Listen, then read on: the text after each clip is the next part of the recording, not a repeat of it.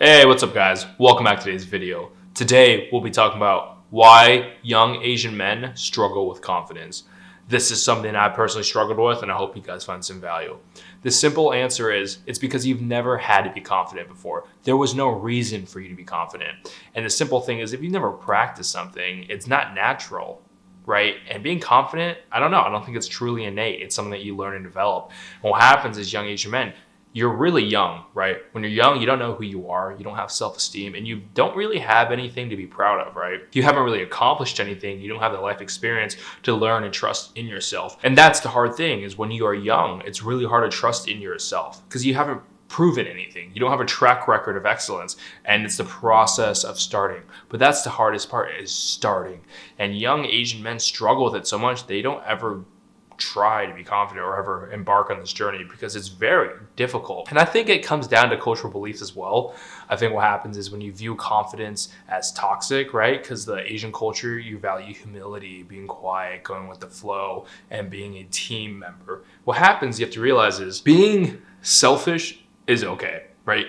You have to put your own needs first in order to help someone. And the thing is, if you're not necessarily selfish on some level, and you're too selfless, of course you're not confident because you are a people pleaser. You are just another nice guy. And this is a very hard thing to teach and experience.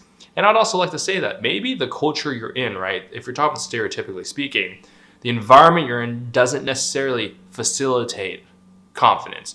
There's nothing in the environment that serves as a catalyst for you to embark on your journey. Because what happens is if you live with your mom and dad, they kind of dictate the house, right? If we're talking about stereotypically Asian.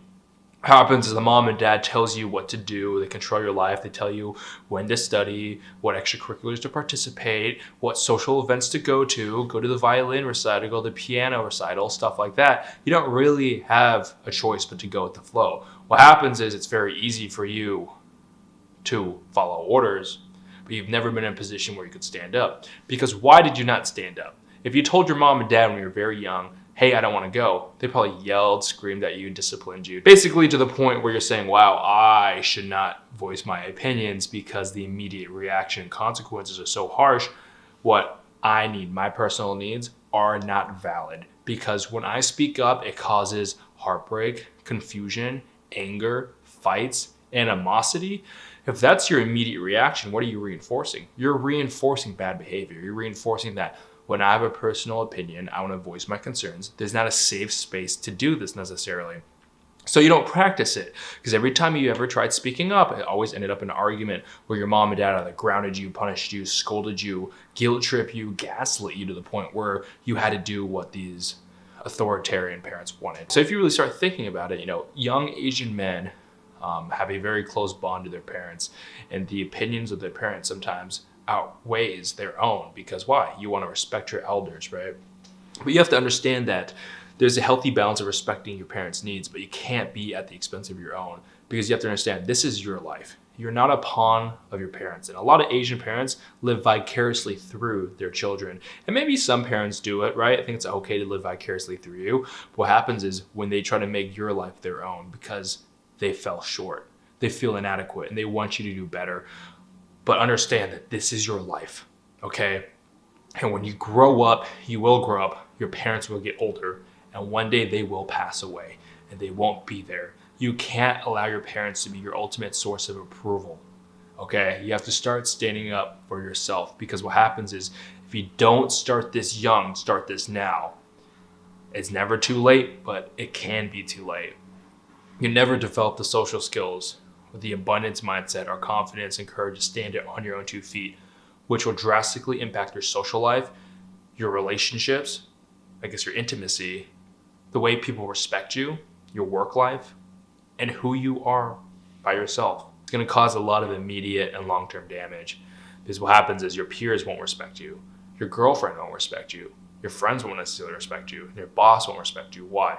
Because you've never learned to set your boundaries and voice your opinions and stand by it. A lot of it is you're probably trying to give yourself up to please and fix others. I feel like a lot of Asian men are recovering nice guys or people pleasers, where they're willing to sacrifice their time, energy, and resources to take care of others. And taking care of others is okay, but not if it depletes your own energy source. You have to be okay. You have to be rejuvenated. You have to take care of yourself first in order to help others. But if people don't respect you because you're kind of like a doormat, you always give yourself up for the needs of others. Sometimes people want a man. Sometimes people want you to stand your ground. Sometimes people want you to say no, and it's okay to say no. I understand how hard it is to tell someone, no, I don't want to do this, and voice your concerns because you don't want to disappoint them. But follow the bread trail. It comes back to your relationship with your parents. A lot of Asian men do not have a healthy relationship with their father. Their father is quite old school and harsh and draconian sometimes, where they only love you based on your accomplishments. And dad is kind of absent. You don't really have a necessarily abundant and healthy relationship with your father. Asian dads are usually kind of distant, doing their own thing. They're quiet. They don't talk about what they're thinking, they're feeling, or struggles. They're just very stoic. So what happens is now you create a very dependent relationship with your mother. And a lot of Asian men are mommy boys, okay? Mama boys. And the thing is, it's okay to love your mother. I love my mom. But the difference is it becomes an unhealthy, dependent relationship where you get all your source of approval from your mother, from a woman. And you have to learn to get the source of approval from other men, okay? And men treat men differently. Our sources of approval, respect, honor. Respect is earned, not given, right? There's that difference. And if you don't know how to have a conversation or social skills within your immediate friend group of men, I feel like that's a difficult thing. Understand that the answer to this is to create separation from a domineering mother and start repairing your relationship with your father. And this is a different thing. How do you do that? Start developing social bonds with men. Create a mastermind group of high quality men who are okay being themselves, where they can just joke around, be themselves, and don't view their masculinity as toxic. Guys, it's not toxic to be a man. It's completely okay to be a man, okay? So developing these relationships or cohorts or groups of hanging out with men and creating a mentorship. I think hanging out with older adults will be a great thing because older men have lived a little longer. They've experienced up and downs, and maybe you can get a lot of insights from them and the mistakes that they made. And what happens is by hanging out with older people, you realize that you don't have to be perfect in order to be successful. And we all fall short. But the thing is, a lot of us struggle with social anxiety. A lot of us struggle with being confident. Why? It's because we don't have a proven track record, okay, of being confident and it working in our favor. What happens is we know when you're younger, you try to stand up for yourself. It never really went your way. But realize the more times you do it, you'll prove time and time again that the end result, the immediate consequence, and the long-term consequence and impact will be positive. People want you to stand up for yourself. People want you to be a leader. People want you to be the foundation of bedrock, okay? And this will take time. So what can you do to practice it? Be aware of it first. Be aware that you struggle with confidence. And the thing is, it has to change. You have to commit yourself time in and day out that you will work on your inner confidence. And this is specifically measured by your actions. And I'll start with voicing your opinions. Be with men that you want to be one day or aspire to be. Hang out with people that inspire you, people who are ahead of you. Okay?